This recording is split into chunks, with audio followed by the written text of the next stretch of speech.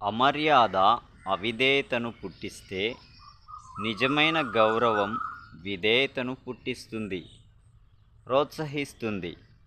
పరిశుద్ధ లేఖనాలు సర్వోన్నతుని ప్రత్యక్షత అని, ఆయన తన మనస్సును వాటి ద్వారా మనకు వ్యక్తపరిచాడని, ఆయన చిత్తాన్ని మనకు బయలుపరిచాడని గ్రహించడమే నిజమైన భక్తికి మొదటి మెట్టు.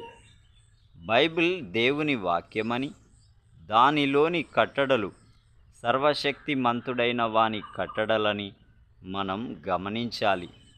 వాటిని తృణీకరించడం, విస్మరించడం చాలా ఘోరమైన సంగతి.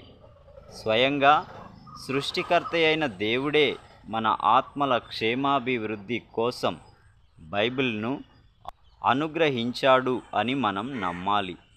అప్పుడు కీర్తనాకారుడితో మనం ఈ విధంగా మొరపెడతాం: నీ శాసనముల తట్టు నా హృదయము త్రిప్పుము, నీ వాక్యమును బట్టి నా అడుగులు స్థిరపరచుము. వాక్యానికి కర్త దేవుడే.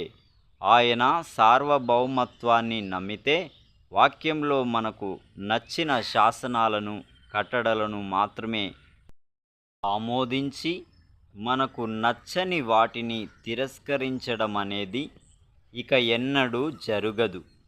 కానీ మారు మాట్లాడకుండా హృదయపూర్వకంగా వాటికి లోబడుతాము.